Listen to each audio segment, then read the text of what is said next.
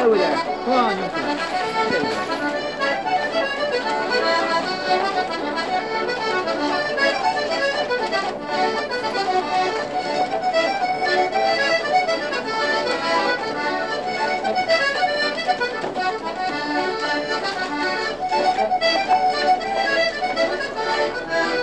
A busker may be described as a person who performs in public for some sort of consideration, usually.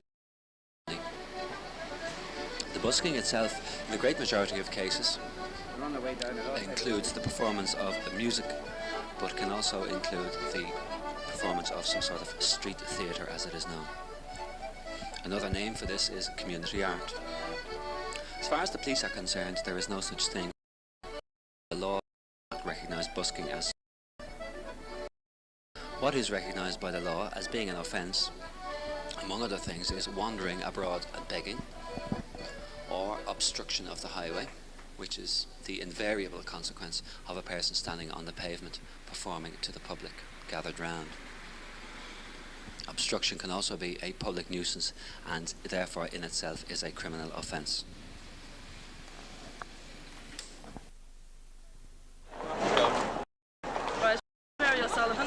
I'm a busker, and I've been spending the last 7 years travelling around different countries in Europe.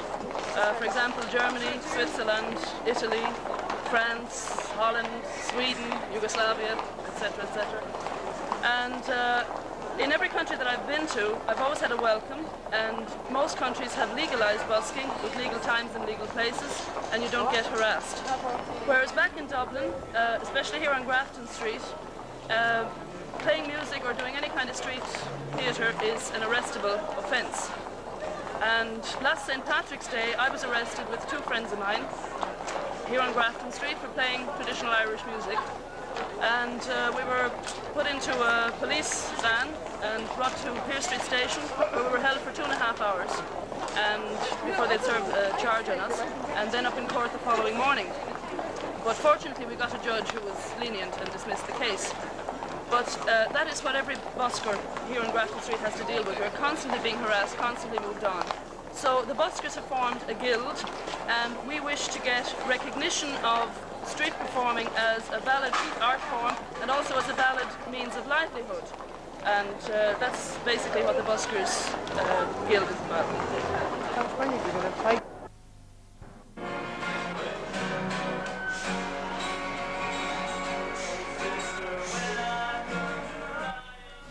Police in recent times have seemed to crack down on buskers and busking activity in general for the reasons I've just stated.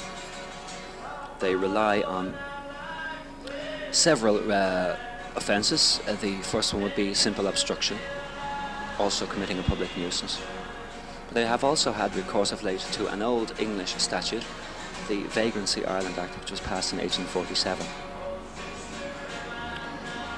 This, among other things, defines wandering abroad begging as an offence, and you will usually find that the offence alleged against the busker is that that person did on a particular date and time in a particular place wander abroad and beg.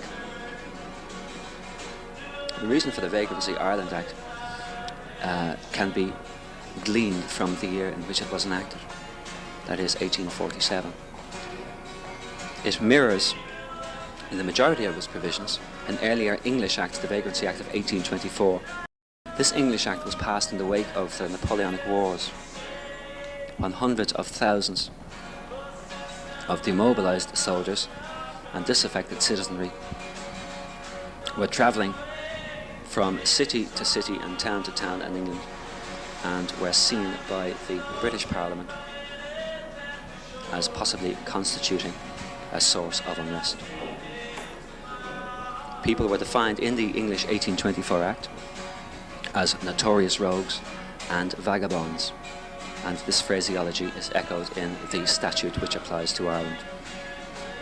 The 1847 Act is, as I say, a measure passed to prevent wandering abroad begging, and was passed in the wake of the Great Famine, which beset Ireland between 1844 and 1848. Thus we find that an act which was passed to hold in check the poor wandering Irish is now being used to prosecute offenders who are causing a nuisance or are wandering abroad and begging.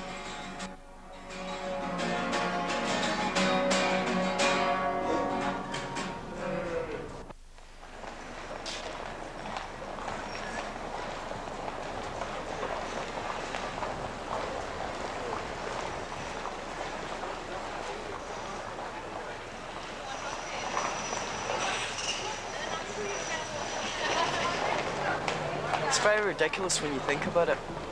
The Grafton Street's famous for its atmosphere, and the crack that does be there. Joyce wrote about it, Noel Purcell wrote about it. And tourists expect it from Grafton Street. It's that kind of ambience. And here the buskers are getting driven off the streets. You'll often notice a large crowd in Grafton Street. And they'll be clapping, or they'll be shouting out, joining in the show, or laughing. There's an old Irish tradition as well, isn't it?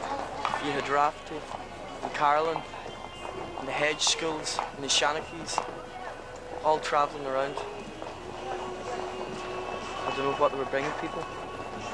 The same as we're bringing them, but we're not allowed to. And then there was my own 2 court cases. We had 2 separate charges, 2 different guards, and I got a case remanded, so that both cases were up on the same day. And we were up for wandering abroad and begging, contrary to the 1847 Vagrancy Act of Ireland. And the guards tried very hard, well the first guard in particular, tried very hard to say they actually had been begging. And luckily I had a good barrister who pointed out that everything I did was in a humorous way. The guard admitted that people appeared to be enjoying themselves. And how do you appear to be enjoying yourself? It's like Molly McAnally Burke says in the Hot Press. You'd think they'd have something better to do than chase a puny little man up Duke Street.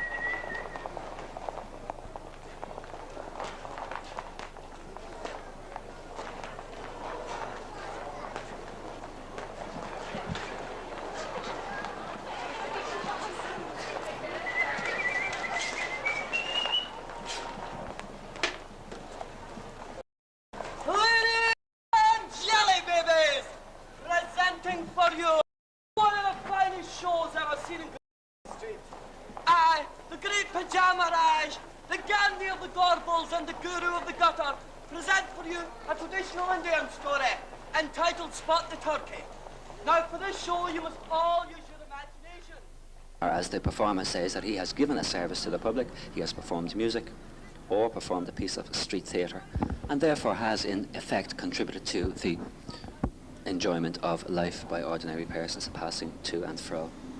It could be stated that all public performances, whether they be international football matches or boxing matches or any other event which attracts the public, will also attract in its wake criminals. Princess is the kindest woman in all India. She's money away to the poor people, and every day she goes down to the river. And she washes her clothes and hangs them on the washing line. Brilliant! Vanessa Redgrave, eat your heart out.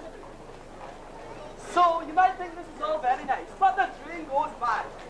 Choo choo choo choo choo choo choo choo choo. And the princess thinks to herself, my, isn't that the most handsome train driver you've seen in your life? And she's right, isn't she?